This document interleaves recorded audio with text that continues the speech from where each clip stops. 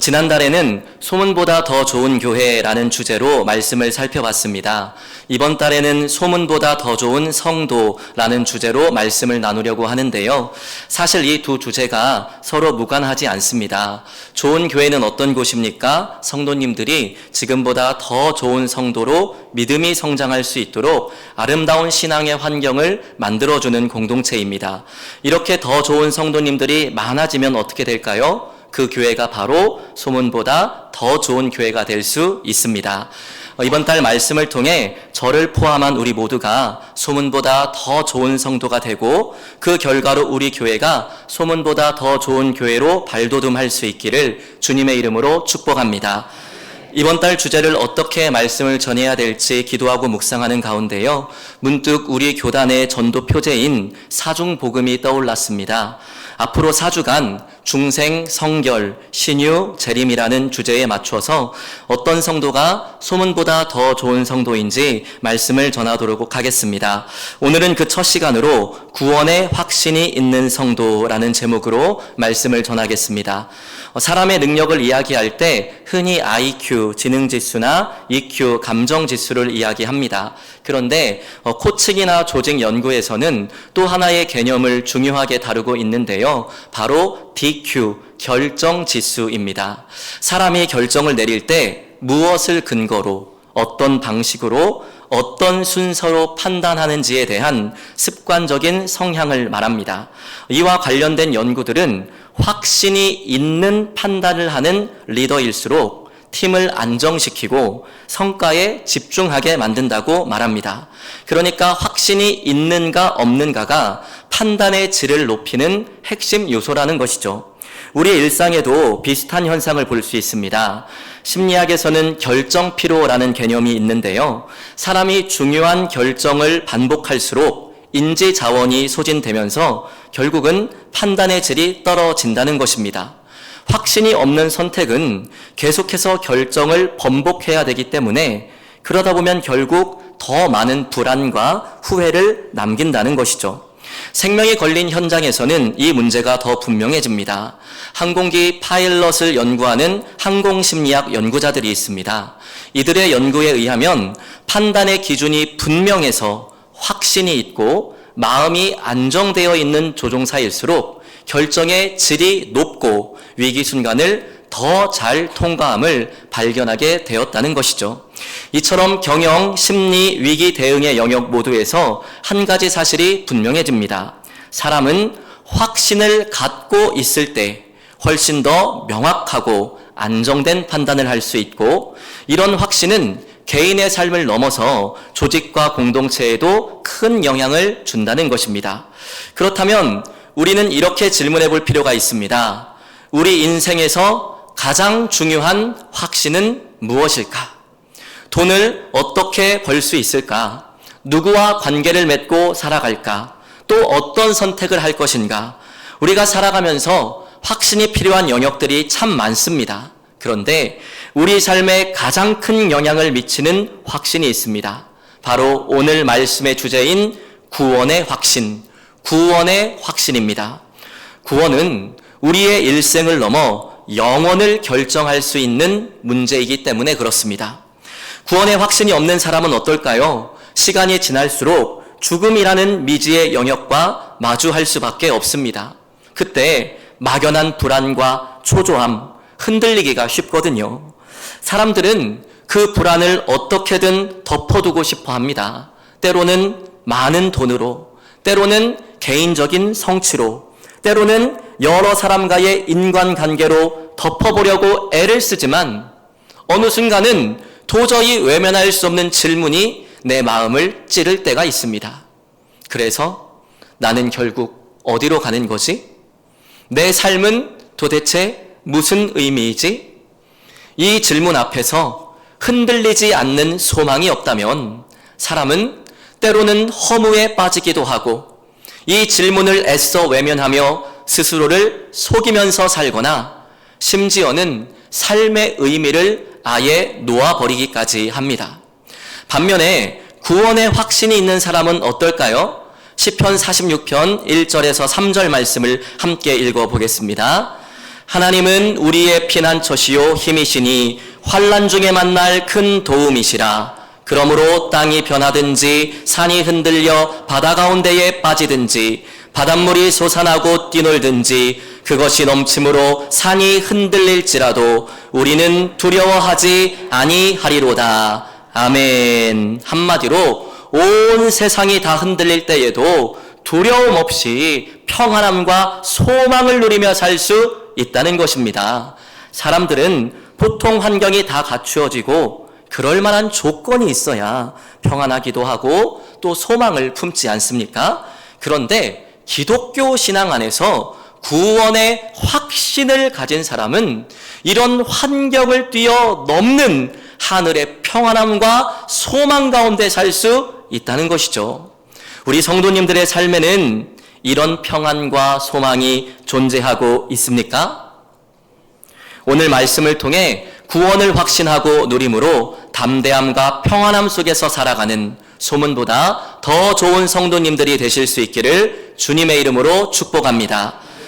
그렇다면 성경은 구원의 확신에 대해 어떻게 말씀하고 있을까요? 본문 1절에서 2절 말씀을 다시 읽어보도록 하겠습니다.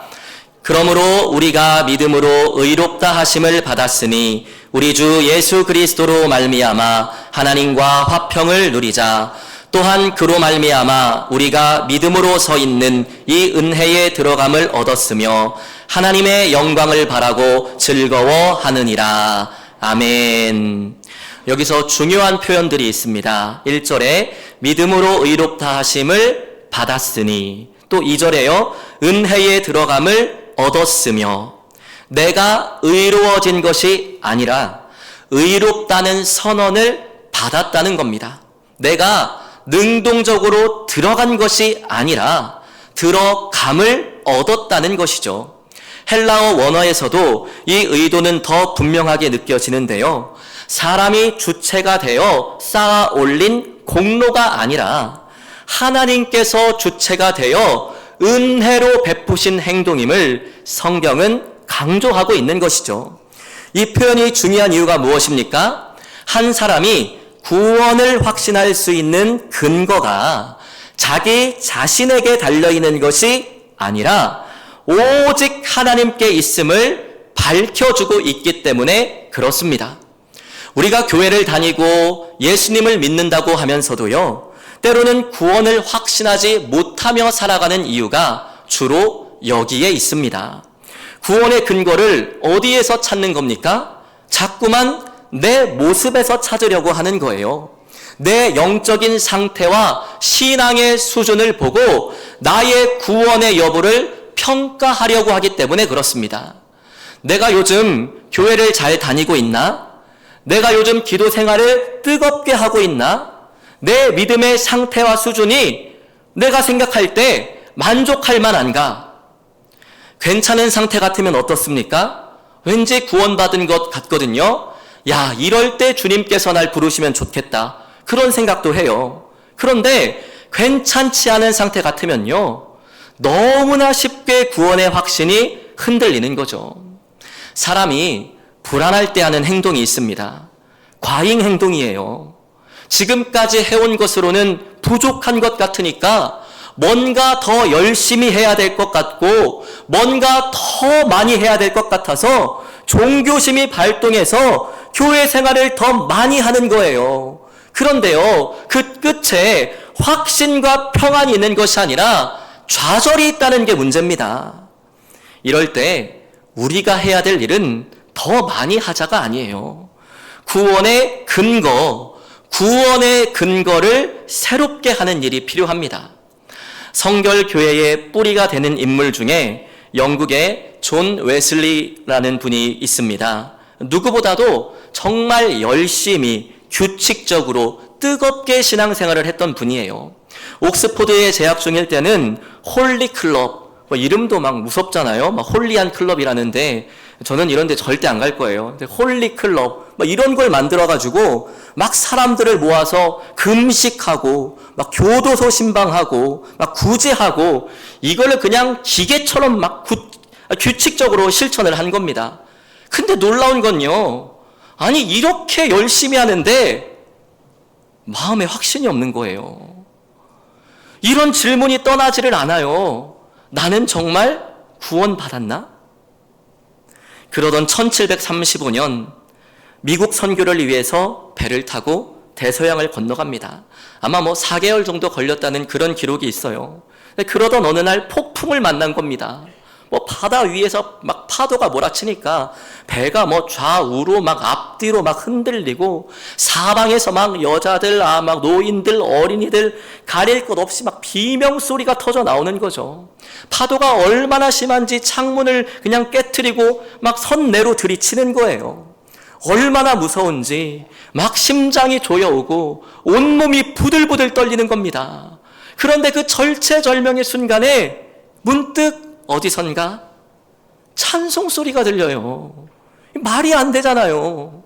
너무 기가 막혀가지고 이게 도대체 어디서 나는 소리냐 찾아봤더니 독일 개신교 분파죠. 모라비안 신자들이 그 폭풍 속에서 자기들끼리 모여서 하나님 앞에 예배하고 찬송을 부르고 있는 겁니다. 아니 웨슬리가요, 그 장면을 보고 충격을 받아요. 그리고 이렇게 탄식한 내용이 그의 일기에 기록되어 있습니다. 지금 나는 인디언들을 회개시키러 가는데 정작 나를 회개시킬 자는 누구인가? 그러면서 탄식합니다. 여러분, 확신이 없는 열심은요, 결국 위기의 순간에 우리를 붙들어주지 못해요. 내가 무엇을 했냐, 내가 얼마나 많이 했느냐가 문제가 아니거든요.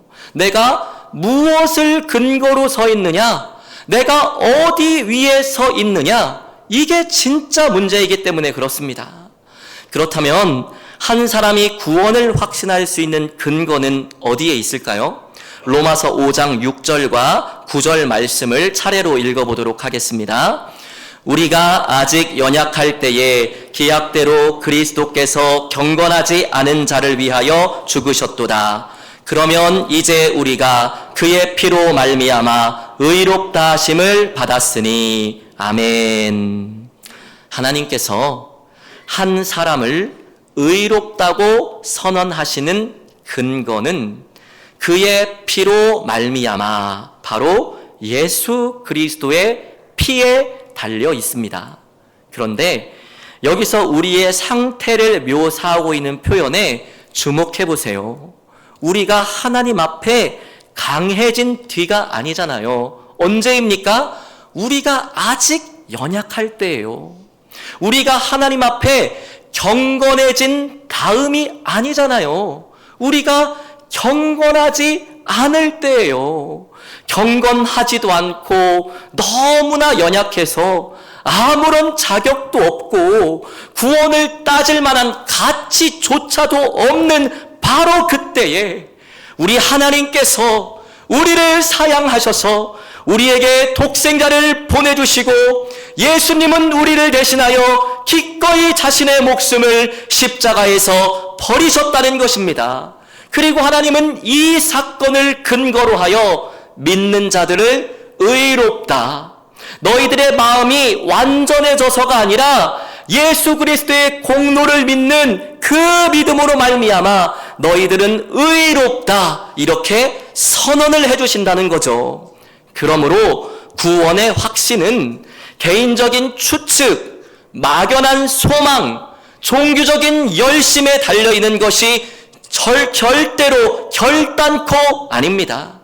오직 우리를 위해 피 흘리신 예수 그리스도, 그 예수님을 믿는 믿음을 보시고 우리를 의롭다고 선해주시는 하나님의 행동, 하나님의 선언에 달려 있는 것이죠. 웨슬리가 불안과 회의 속에서 자신의 구원의 문제를 놓고 갈등하고 있던 1738년 5월 24일 어느 날 올더스 게이트 거리의 한 모임에서 누군가 마틴 루터의 로마서 주석 서문, 본론도 아니에요. 그냥 책 앞에 있는 서문을 읽는 말을 듣는데 이렇게 고백합니다. 이상하게 마음이 뜨거워지는 것 같았다. 그때 자기의 마음 안에서 어떤 사건이 일어났는지를 이렇게 기록합니다. 그때 나는 구원을 위해 그리스도를, 오직 그리스도만을 신뢰하게 되었다. 여러분, 지금 무슨 사건이 일어난 겁니까? 구원의 근거가 옮겨진 거예요. 자기 자신에게서 예수 그리스도께로요. 그동안은 하나님을 위하여서 내가 얼마나 온전하게 살았고 얼마나 많은 행동 가운데 살았는가를 나도 모르게 따지고 있었다면요, 어느새 그 관점이 바뀌어버린 거예요. 하나님을 위한 나의 믿음과 열심이 아니라 나를 위한 하나님의 행동, 나를 위한 하나님의 열심, 나를 향한 하나님의 사랑으로 그 구원의 근거가 바뀌어버린 겁니다. 저 역시 청년 때 비슷한 갈급함이 있었어요. 교회에서 진짜 많은 일들을 했거든요. 월요일부터 주일까지 매일 교회 나가서 살았어요. 그런데 이 구원의 확신이요, 어느 순간에는 있는 것 같은데 어떤 순간에는 진짜 갈대처럼 너무 쉽게 흔들려 버리는 거예요. 그럴 때마다 하나님 앞에서 얼마나 죄책감 가운데 살았는지 몰라요. 나는 하나님 앞에 온전하게 살고 싶은데 왜 나는 이것밖에 안 되는 거야? 이런 나를 하나님이 기쁘게 받아주실까? 그게 너무 괴로워가지고 이 구원의 확신을 찾아서 헤맸거든요. 오죽했으면 그 당시 제가 출석하던 교회 교육전도사님한테 학생증 빌려가지고요, 신학대학교 도서관에 갔어요. 무슨 책 찾으러 갔을까요? 마틴 루터의 로마서 주석, 그거 찾아다가 읽었습니다. 왜요? 혹시 나도 이거 읽다가 웨슬리처럼 구원의 확신을 얻을 수 있지 않을까? 그런 소망이 있어서 그거를 빌려서 꼼꼼히 읽어봤거든요. 여러분, 그때 무슨 일이 일어난 줄 아십니까? 아무 일도 일어나지 않더라고요. 아무 효과가 없었어요. 이게 아무나 되는 게 아니로구나. 정말 그 갈급함 속에 하나님, 나도 구원에 좀 확신을 달라고, 이런 괴로움과 죄책감 속에 율법에 정죄당하며 사는 게 아니라 나도 평안과 자유함 가운데 살게 해달라고 그렇게 기도하고 그 구원을 찾아 헤매던 어느 날, 한 선교사님께서 이 복음에 관한 기록하신 글을 읽고 있었는데요, 그 순간 문득 내가 들어오고 내가 읽어오고 내가 공부했던 그 내용이 제 가슴 안으로 들어오는 거예요. 예수 그리스도께서 나의 모든 짐을 다 짊어지고 가셨구나. 나는 내가 어떻게 해야 구원을 받을 수 있을지 이 문제 때문에 고민하고 방황하고 헤매고 있는데, 이 문제가 이미 끝난 문제로구나. 주님께서 이미 다 해결하셨구나. 주님으로 말미암아 나의 구원은 충분한 것이로구나. 그런 믿음과 확신이 제 가슴에 들어오는 거예요. 제가 그 글을 읽었던 장소가요, 교회 학교 고등부 예배실이었어요. 근데 글을 읽다가 이 구원의 확신이 내 심령을 확 사로잡는데, 이 영혼의 자유라는 게 얼마나 기쁜지 정말 말 그대로 펄쩍펄쩍 뛰면서 하나님을 찬양했습니다. 비로소 그때 영혼의 자유가 오더라고요. 구원의 확신은 나의 부족함이나 반대로 나의 온전함을 바라보고 계산하는 데서 오는 게 아니에요.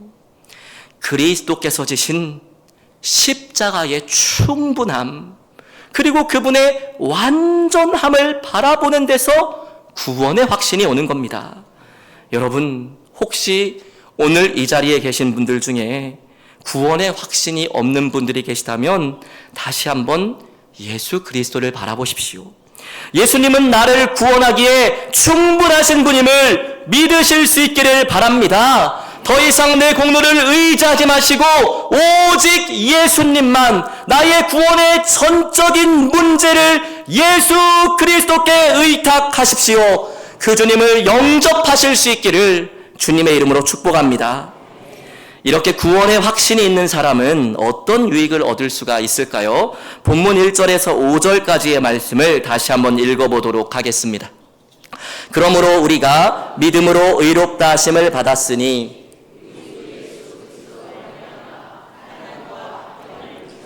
또한 그로 말미암아 우리가 믿음으로 서 있는 이 은혜에 들어감을 얻었으며 하나님의 영광을 바라고 즐거워하느니라.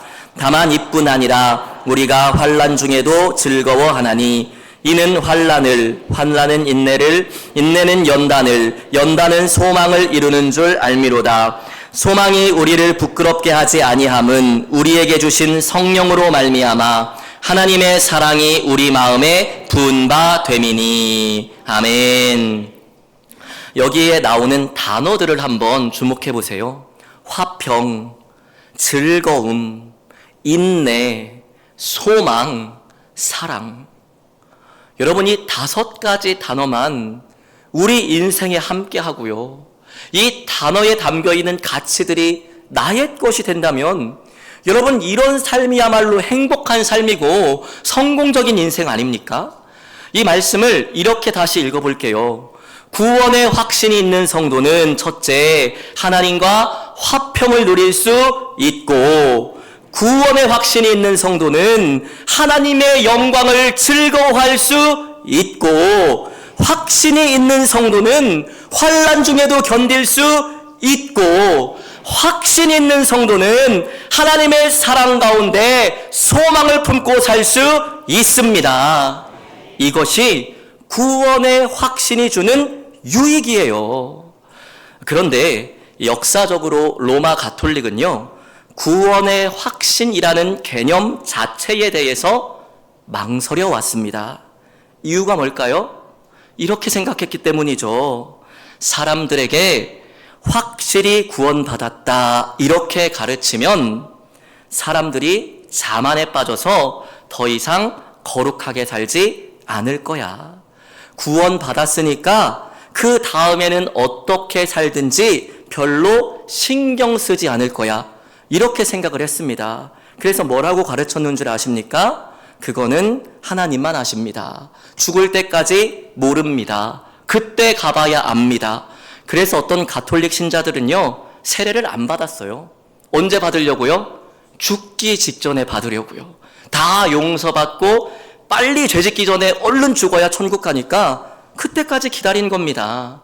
가톨릭이 왜 이런 걱정을 했는지 우리는 이해가 돼요. 그런데 여러분, 오늘 읽은 말씀에 의하면 사실은 반대예요. 구원에 대해서 확신을 가지면 가질수록 무엇이 점점 커집니까? 하나님에 대한 감사가 커져요. 그리고 하나님에 대한 사랑이 커집니다. 왜요? 원래 나는 자격 없는 자였거든요. 그걸 나도 알고 하나님도 아세요. 그런데 그런 나를 하나님이 사랑하신다잖아요. 이렇게 영적으로 형편없는 나인데 그런 나 때문에 독생자를 보내주셨대요. 나를 용서하신 것도 모자라서 나를 하나님의 자녀로 삼아 주셨다는 겁니다. 그 확신이 내 심령을 주장하니까 이거 가만히 있을 수가 없는 거죠. 구원의 확신은요, 하나님을 향한 사랑의 연료를 공급합니다. 하나님, 저에게 이렇게 놀라운 은혜를 주셨는데 제가 주님을 위해 무엇을 할 수 있겠습니까? 그래서 많은 사람들이 이렇게 노래한 거 아닙니까? 성자의 귀한 몸 날 위하여 버리신 그 사랑 놀라워라. 내 머리 숙여서 주님께 비는 말. 여러분, 그 다음 가사가 뭡니까? 나 무엇 주님께 바치리까. 사랑을 아는 사람은, 확신하는 사람은 그렇게 고백하는 거예요. 마지막 4절 가사가 이렇습니다. 만 가지 은혜를 받았으니 내 평생 슬프나 즐거우나 이 몸을 온전히 주님께 바쳐서 주님만 위하여 늘 살겠네. 만 가지 은혜요. 이 사람이 생각해보니까 하나님의 은혜가 만 가지 은혜인 거예요. 그 은혜가 너무 크고 너무 놀라워서 감당할 수가 없는 겁니다. 여러분, 그 구원의 은혜와 사랑을 확신하는 사람은 무엇이라 고백합니까? 주님, 나의 평생에 제가 슬프다 즐거우나 나의 마음을 온전히 주님께 바치겠습니다. 주님을 위하여 늘 살겠습니다. 사랑은 세상에서 가장 강력한 동기이자 힘입니다.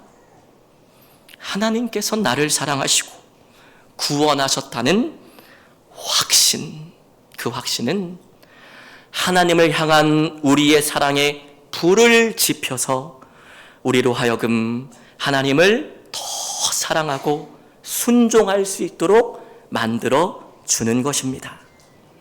그래서 구원의 확신이 있는 신앙에는 하나님의 은혜에 대한 감동이 있습니다.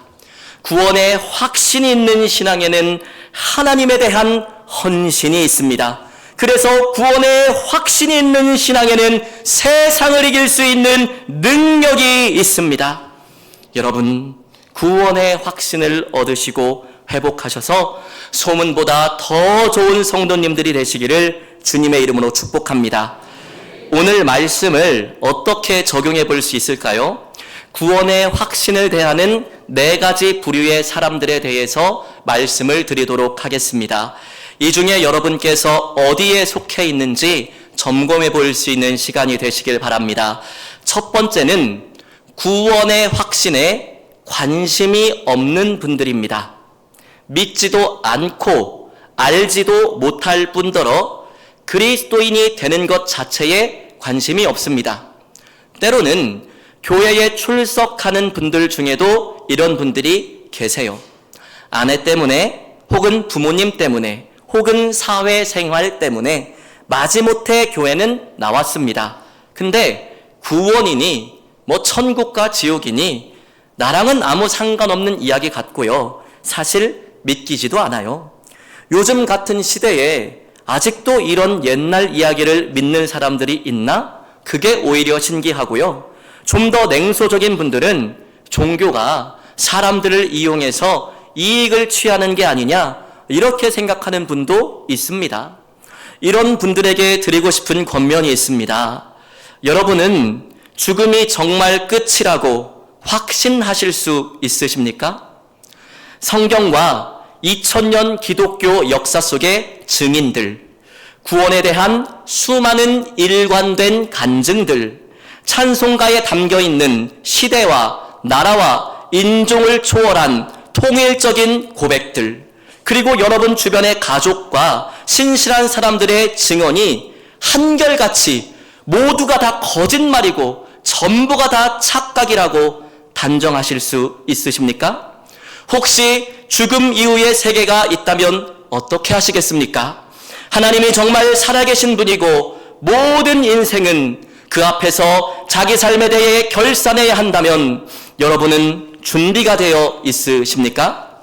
혹시 이 질문 앞에 확신 있게 대답하실 수 없는 상황이라면 기독교 신앙에 대해 조금 더 마음의 문을 열어보시기를 권면을 드립니다. 여러분의 마음속에 혹시 신앙에 대한 질문들이 떠오른다면 그 질문을 애써 외면하지 마시고 그 질문 앞에 서 보시기를 바랍니다. 혹시 이 문제에 관하여 도움이 필요하시다면 교회에 도움을 요청하시기를 바랍니다.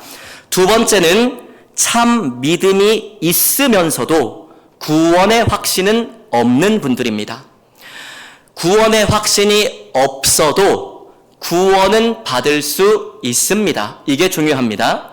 구원 받았음에도 지식이 없어서 확신이 없을 수도 있어요. 또 현재 하나님과의 관계가 조금 멀어져 있다 보니까 그 확신이 잠시 약해져 있을 수도 있습니다. 그런데 중요한 것은요, 이 구원의 확신은 회복될 수 있고 또 회복해야 한다는 것입니다. 그렇다면 한번 질문해 보세요.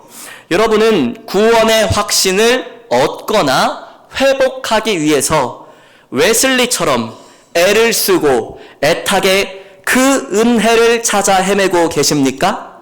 하나님은 구하는 자가 얻게 하시고 찾는 자가 찾게 하시는 분입니다. 오늘 우리가 찬양했던 것처럼 다윗처럼 그 구원의 기쁨 다시 회복시켜 달라고 구원의 확신을 간절하게 하나님 앞에 구하시기를 바랍니다. 하나님은 당신의 자녀들이 불안에 떨며 사는 것보다 확신과 평강 가운데 살기를 원하시는 분이에요. 여러분의 간절한 소원을 주님이 외면하지 않으실 겁니다. 제가 그 구원을 찾아 헤맸을 때 하나님이 마침내 들으시고 응답하셔서 확신과 영혼의 자유를 허락해 주셨던 것처럼 구원의 확신을 찾고 회복을 갈망하는 자에게 하나님은 반드시 그 확신을 허락하여 주실 것입니다. 세 번째는 참 믿음도 있고 구원의 확신도 있는 분들입니다. 이런 분들에게 드릴 말씀이 있는데요. 고린도전서 10장 12절 말씀입니다. 그런즉 선줄로 생각하는 자는 넘어질까 조심하라. 여러분이 지금 누리고 있는 구원의 확신이 약해지거나 그 확신을 잃어버리지 않도록 주의하시길 바랍니다. 은혜 주실 때 그 은혜를 마음껏 누리시고 기도할 수 있는 힘이 나에게 있을 때에 최선을 다해 기도하는 일에 헌신하시길 바랍니다. 농사로 따지면 풍년의 때 아니겠습니까? 요셉이 7년 풍년 때 다음 흉년을 대비했음을 기억하세요. 지금 열심을 품고 주님을 섬기세요. 구원은 끝이 아니라 시작임을 기억하시고 구원의 목표 그리스도의 형상을 담는 일로 나아가시기를 바랍니다. 마지막 네 번째는요, 참 믿음이 없으면서도 구원의 확신을 갖고 계신 분들입니다. 성경에는 의외로 이런 거짓된 확신 속에 살았던 사람들의 이야기가 종종 나옵니다.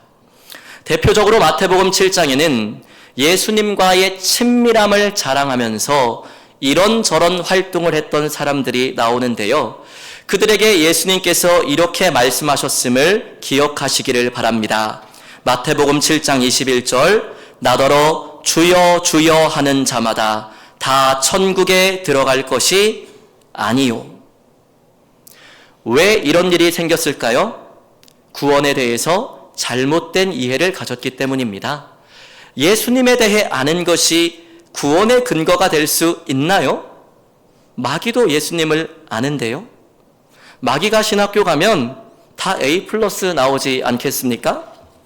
교회를 오래 다녔기 때문에요. 봉사하기 때문에요. 직분이 있으니까요. 헌금하니까요. 예수님께서 화가 있으리라고 선언하셨던 종교 지도자들이 그 일에 모범적인 사람이었음을 기억하시길 바랍니다. 내가 가진 어떤 경건의 모습이나 종교적인 열심도 하나님의 거룩한 기준을 충족할 수는 없으며 나를 구원에 이르게 할 수 없습니다. 거짓된 확신을 갖고 있는 분들에게 조심스럽게 묻고 싶습니다. 여러분은 사도행전에 기록된 생명 얻는 회개를 하신 경험이 있습니까? 죄에 대한 하나님의 진노 앞에서 율법에 의해 정죄받고 자신은 죽어 마땅한 죄인이라고 깨달은 적이 있으십니까? 그런 날을 인내하시고 기다리시며 마침내 용서하신 하나님의 크고 위대하신 사랑이 나의 심령에 부어진 적이 있으십니까? 그렇지 않다면 섣불리 나의 구원을 확신하는 것이 과연 내 영혼에 안전한 일일지 질문해 보시기를 바랍니다. 거짓된 확신에서 벗어나십시오. 참된 기독교 신앙은 종교적인 열정과 활동 그 이상입니다. 기독교 신앙은 중생, 성령으로 다시 태어나는 것입니다. 죄로 인하여 죽은 영혼이 하나님의 은총으로 살아나는 것입니다. 그래서 이전에는 영혼이 죽어 영적인 진리를 이해할 수도 없었고 영이신 하나님이 계신 것도 알지 못하였고 영이신 하나님을 예배하는 것도 아무런 기쁨과 보람이 없었지만 성령으로 죽은 영혼이 살아나고 나니까 성경의 진리가 믿어지고 영이신 하나님이 살아계심이 확신되고 그 앞에 예배하는 것이 내 인생의 가장 큰 기쁨과 보람으로 변화되는 것입니다. 이 놀라운 영혼의 변화, 이 위대한 인생의 전환을 여러분은 겪으셨습니까? 그렇지 않다면 구원의 확신을 하나님 앞에 구하십시오. 주님은 선하시고 자비로우신 분이셔서 구하는 자에게 응답하여 주실 것입니다. 말씀을 정리하겠습니다. 소문보다 더 좋은 성도는 구원의 확신이 분명한 성도입니다. 하나님은 이 일을 기뻐하시며 우리가 확신을 갖고 살기를 원하십니다. 우리 모두 구원의 확신을 다 소유해서 소문보다 더 좋은 성도가 되시고 그런 우리가 모여 사랑하는 우리 활천교회가 소문보다 더 좋은 교회가 될 수 있기를 주님의 이름으로 축복합니다. 아멘.